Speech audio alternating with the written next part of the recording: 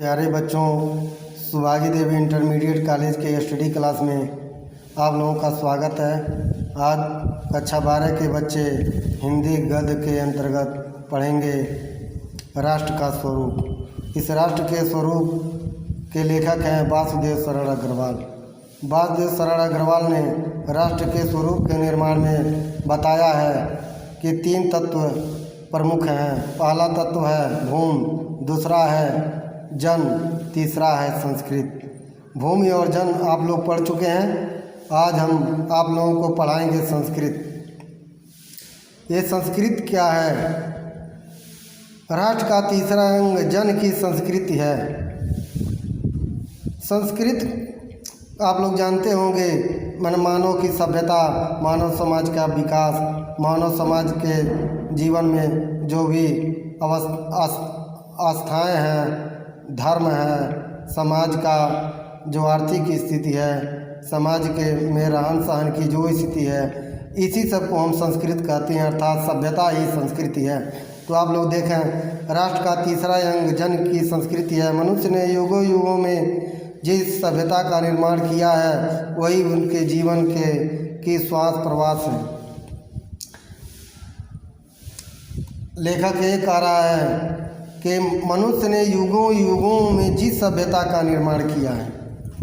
आपने देखा है पहले सब पाषाण युग था, पाषाण युग के बाद वैदिक युग, यानी पूरा पाषाण, नवपाषाण, ये सब यानी प्रत्येक यानी इन सभ्यताओं से होते हुए आज हम आधुनिक युग में हैं। तो वही बात कर रहा है, वही उसके जीवन की श्वास प्रवास है। बिना संस्कृत के जन की कल्पना कबंध मात्र है, यानी बिना संस्कृत के जीवन की कल्पना करना व्यर्थ ही है। संस्कृत ही जन का मस्तिष्क है।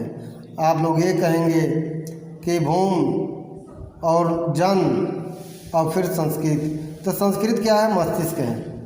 भूमि क्या है? जिस पर ये पूरा शरीर टिका हुआ है। जन क्या है? ये पूरा शरीर जन है। और संस्कृत क्या है? उस शरीर का मस्तिष्क है। संस्कृत के विकास और अभ्युदय के द्वारा ही राष्ट्र की वृद्धि संभव हो। जब संस्कृत का सभ्यता का विकास होगा तो राष्ट्र का भी विकास सुनिश्चित है। राष्ट्र का विकास भी, राष्ट्र की वृद्धि भी संभव है। राष्ट्र के समग्र रूप में भूमि और जन के साथ साथ जन की संस्कृत का महत्वपूर्ण स्थान है।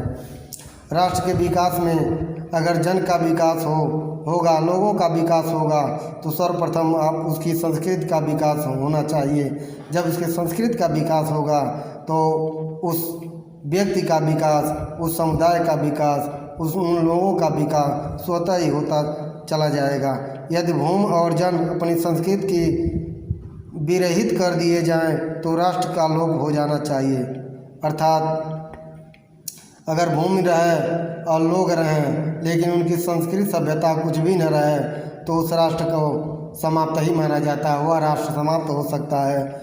जीवन के बिटप का पुष्प संस्कृति है। जीवन रूपी वृक्ष के जीवन रूपी वृक्ष का अगर पुष्पित अंग है, अगर जीवन रूपी बिटप से अगर फूल खिलते हैं तो वही फूल क्या है? संस्कृति है। संस्कृति के सौंदर्य और सौरभ में ही राष्ट्रीय जन का जीवन, सौंदर्य और यश अंतर्निहित है। यानी ये कह रहा, संस्कृत के सौंदर्य ही उसके जीवन की सुंदरता है। अगर लोगों में संस्कृत और सभ्यता रहे तभी वे जस के पात्र होंगे, वे कीर्ति के पात्र होंगे। ज्ञान और कर्म दोनों को के पारस्परिक प्रकाश की संज्ञा संस्कृत ही है। हमारा बौद्धिक विकास, हमारे जो कर्म हैं, ये सब संस्कृत से ही हमें मिलती है, संस्कृत में ही दिखती है कि हम कैसा कर्म करते हैं, हम अपने विवेक का इस्तेमाल कैसे करते हैं और हम अपने विवेक का प्रयोग करते हुए कैसे आगे बढ़ते हैं। भूमि पर बसने वाले जन ने ज्ञान के क्षेत्र में जो सोचा है और कर्म के क्षेत्र में जो रचा, दोनों के रूप में हमें राष्ट्रीय संस्कृत के दर्शन मिलते हैं। यानी कहने का अर्थ ये है, यानी व्यक्ति ज्ञान के क्षेत्र में जो सोचा और कर्म के क्षेत्र में जो किया उन सब का विकास जो हुआ वही संस्कृत है। जीवन के विकास की युक्त ही संस्कृत के रूप में प्रकट होती है। प्रत्येक जाति अपनी अपनी विशेषताओं के साथ इस युक्त को निश्चित करती है और उसे प्रेरित संस्कृत का विकास करती है। इसी दृष्टि से प्रत्येक जन की अपनी अपनी भावना के अनुसार पृथक पृथक संस्कृतियाँ राष्ट्र में विकसित होती हैं, परंतु उन सब का मूल आधार पारस्परिक सहृदयता और समन्वय पर निर्भर है। ये कहा जा रहा है जीवन के विकास को अगर प्रेरित करती है तो संस्कृति है। अगर संस्कृत का विकास होगा तो स्वतः आपका जीवन का विकास होता रहेगा। और आपके अपनी भावनाएं क्या हैं, आपके अपने कर्म क्या हैं, आपकी सोच क्या है, इस सब को अलग अगर करती है तो संस्कृत ही करती है और राष्ट्र को संस्कृत ही विकसित करती है। अगर इन सब का विकास का अगर मूल अवधारणा देखा जाए, पारस्परिक सहयोग देखा जाए, आपस में समन्वय की स्थापना देखा जाए, आप आपस में मिलजुल कर जो कार्य करते हैं, उन्हीं सब विचारधाराओं की मूल जड़ है जो संस्कृत है। संस्कृत पर ही सभी टिका हुआ है, चाहे आपसी मेल जोल हो या आपसी सहृदयता हो, आपसी भावनाएं हैं, अर्थात ये सब संस्कृत पर ही टिकी हुई हैं। लेखक ये कह रहा है, जंगल में जिस प्रकार अनेक लता वृक्ष और वनस्पति अपने आदम्य भाव से उठते हुए पारस्परिक मिलन से अवरोधी स्थिति प्राप्त करते हैं, उसी प्रकार राष्ट्रीय जन अपनी संस्कृति के द्वारा एक दूसरे के साथ मिलकर राष्ट्र में रहते हैं। जिस तरह जंगल में ये कह रहा है अनेक पेड़ पौधे वनस्पतियाँ हैं, कोई बड़ा है कोई छोटा है, कोई ज़्यादा जगह घेरता है अर्थात जो लंबे लंबे शाखाओं वाला है, कोई झाड़ी नुमा है, लेकिन सब मिला करके एक वन का निर्माण होता है। उसी प्रकार जन में अगर कोई निम्न वर्ग का है, उच्च वर्ग का है, कोई शहर में रहता है, कोई गांव में रहता है, लेकिन फिर सब मिल करके उनकी एक अपनी संस्कृति है। वही संस्कृत उनके विकास का कारण है और वही विकास राष्ट्र के निर्माण में अपना महत्वपूर्ण योगदान देते हैं, अर्थात उन्हीं संस्कृतियों से राष्ट्र का निर्माण संभव है। जिस प्रकार जल के अनेक प्रवाह नदियों के रूप में मिलकर समुद्र में एक रूपता प्राप्त करते हैं, उसी प्रकार राष्ट्रीय जीवन की अनेक विधियां राष्ट्रीय संस्कृति में समन्वय स्थापित करती हैं। फिर एक लेखक एक उदाहरण प्रस्तुत कर रहा है कि जैसे अनेक नदियों की धाराएं, अनेक नदियां विद्यमान हैं, अनेक नदियों की अलग अलग धाराएं अलग अलग जगहों से स्रोत के रूप में निकली हैं और जा कर के समुद्र या सागर में विलीन हो जाती हैं। उसी प्रकार हमारी अनेक संस्कृतियां आपस में मिल कर के एक समन्वय स्थापित करती हैं। यही समन्वय हमारे राष्ट्रीय स्वरूप का निर्माण करती हैं और राष्ट्रीय स्वरूप के निर्माण में अहम भूमिका निभाती हैं। साहित्य, कला, नृत्य, गीत, आमोद प्रमोद अनेक रूपों में राष्ट्रीय जन अपने अपने मानसिक भावों को प्रकट करते हैं।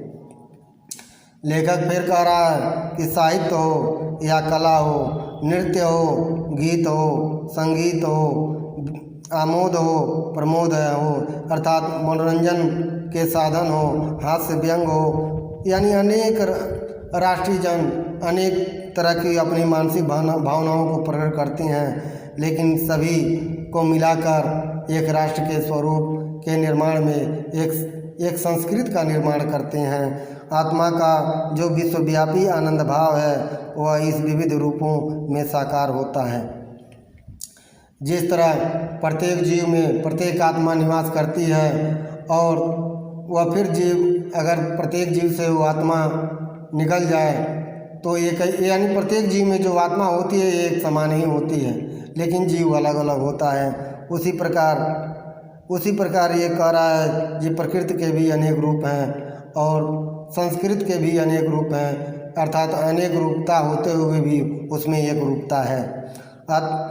आत्मा का विश्वव्यापी आनंद भाव है वह इन विविध रूपों में साकार है। एक लेखक ये कह रहा है आत्मा का विश्वव्यापी आनंद क्या है? भाव है। हम जैसा भाव रखते हैं हमें वैसे ही अनुभूतियाँ होती हैं, वैसे ही आनंद प्राप्त होते हैं। लेकिन फिर अनेक भावनाओं के होते हुए भी लोगों में एक रूपता है, उनकी क्या है? संस्कृत। ये संस्कृत एक रूपता का कारण होती है जो राष्ट्र के निर्माण में महत्वपूर्ण स्थान रखती है। यही बाहर रूप की दृष्टि से संस्कृत के ये बाहरी लक्षण अनेक दिखाई देते हैं, किंतु आंतरिक अंदर की दृष्टि से उनमें एक सूत्रता है। कहने का अर्थ ये है कि जिस तरह प्रत्येक शरीर में प्रत्येक आत्मा होती है, लेकिन सबकी भावनाएं अलग अलग होती हैं, लेकिन सब मिला करके एक संस्कृत का निर्माण करती हैं जो एक रूपता को प्रकट करती हैं।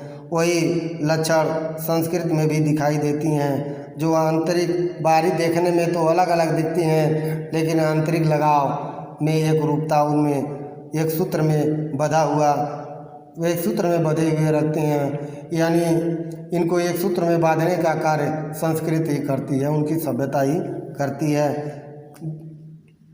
जो व्यक्ति सहृदय है वह प्रत्येक संस्कृत के आनंद पक्ष को स्वीकार करता है और उससे आनंदित होता है। इस प्रकार उसकी उदार भावना है विविध जनों से बने हुए राष्ट्र के लिए स्वास्थ्यकर है। फिर लेखक ये कह रहा है कि प्रत्येक संस्कृत के आनंद पक्ष को स्वीकार कौन करता है? जो उदार हृदय वाला हो। जो उदार हृदय वाला हो इन लोगों की अनेकों प्रकार की जो संस्कृति है उन संस्कृतियों को स्वीकार करता है, और उन संस्कृतियों को स्वीकार करते हुए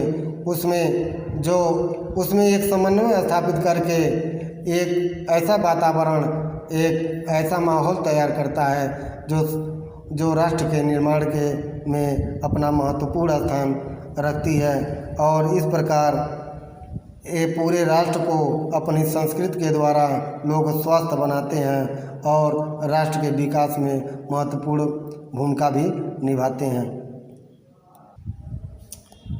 लेखक फिर कह रहा है, गांव और जंगलों में स्वच्छंद जन्म लेने वाले लोकगीतों में, तारों के नीचे विकसित लोक कथाओं में संस्कृत के अमित भंडार भरा हुआ है। लेखक ये कह रहा है उदाहरण स्वरूप कि गाँवों में या जंगलों में जो स्वच्छंद रूप से जन्म लेते हैं उनकी अनेक लोकगीतें हैं। यानी गाँवई का लोकगीत, जंगल की सुहावनी लोकगीत, जो अर्थात कहने का अर्थ है अलग अलग लोकगीतों के माध्यम से उनकी अलग अलग संस्कृति झलकती है। एक और है लोक कथाएँ हों, लोक कथाओं में भी उनकी संस्कृति अलग अलग दिखती है।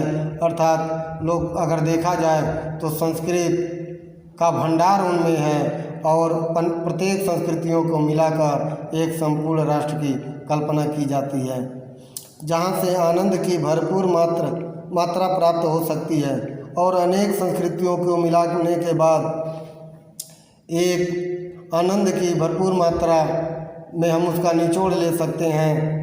राष्ट्रीय संस्कृति की परिकल्पना में उन सब का स्वागत करने की आवश्यकता है। इस प्रकार अनेक लोक कथाओं का, लोकगीतों का, उनके संस्कृतियों का हमें परिकल्पना कर उन सब का स्वागत करना आवश्यक है। अगर उन सब को अपने संस्कृति में समाहित करेंगे तभी हमारी पूर्ण संस्कृति कही जाएगी, जो राष्ट्र के स्वरूप में महत्वपूर्ण भूमिका निभाएगी।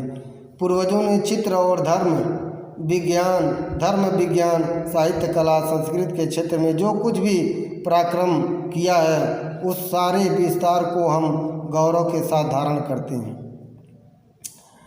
फिर एक लेखक बता रहा है कि हमारे पूर्वज यानी हमारे प्राचीन लोग, हमारे पूर्वज लोग जो भी धर्म के क्षेत्र में, विज्ञान के क्षेत्र में, साहित्य के क्षेत्र में, कला के क्षेत्र में और संस्कृत के क्षेत्र में जो भी मुकाम हासिल किया है, जो भी अपना प्रभुत्व स्थापित किया है, वे सारे विस्तार को हम गौरव के साथ धारण करते हैं और उन सबको धारण करना ही हमारा मूल उद्देश्य है। तभी हमारे संस्कृति का विकास होगा और उसके तेज को अपने भावी जीवन में साक्षात देखना चाहते हैं और उनके सभी तेजों को आने वाली जीवन में साक्षात देखने को भी मिलता है। यह राष्ट्र संवर्धन का स्वाभाविक प्रकार है, जहाँ अतीत वर्तमान के लिए भाव रूप नहीं वहाँ भूत वर्तमान को को जकड़ नहीं रखना चाहता, वरन अपने वरदान की पुष्ट करके उसे आगे बढ़ाना चाहता है। उस राष्ट्र का हम स्वागत करते हैं। फिर लेखक ये कह रहा है, जहाँ भूत वर्तमान को जकड़ नहीं रखना चाहता, अर्थात जहाँ वर्तमान को भूत जकड़ता नहीं है और अपने वरदान से पुष्ट करके उसे आगे बढ़ाना चाहता है। अर्थात जहाँ हम भूत को तो पढ़ते हैं, अर्थात प्राचीन सभ्यताओं को ज्ञान अर्जन करते हुए अपनी वर्तमान सभ्यता का उत्थान करते हैं। ये नहीं प्राचीन सभ्यताएं में ही उलझे रहें, उसी में अपने को उलझाए रखें। तो ऐसी स्थिति में ये होगा कि हमारा प्राचीन अर्थात भूतकाल वर्तमान पर हावी हो जाता है, जबकि ऐसा नहीं होता है। हमें भूत पर वर्तमान को जकड़े नहीं रखना चाहना चाहिए, बल्कि उसे वरदान स्वरूप स्वीकार करके आगे बढ़ते रहना चाहिए। मनुष्य भी इसको अपने भूत को वरदान स्वरूप स्वीकार कर आगे बढ़ना चाहता भी है। इस प्रकार हम उस राष्ट्र का स्वागत करते हैं जिसमें उनकी संस्कृति विद्यमान है। तो बच्चों, आप लोग राष्ट्र के स्वरूप के विषय में भूमि, जन और संस्कृत को पढ़ा। यानी कहने का अर्थ है, राष्ट्र के निर्माण में जो ये तीन तत्व महत्वपूर्ण स्थान रखते हैं, चाहे इनको तत्व कहें चाहे इनको अंग कहें, प्रकार नहीं है, ये तत्व या अंग में आते हैं।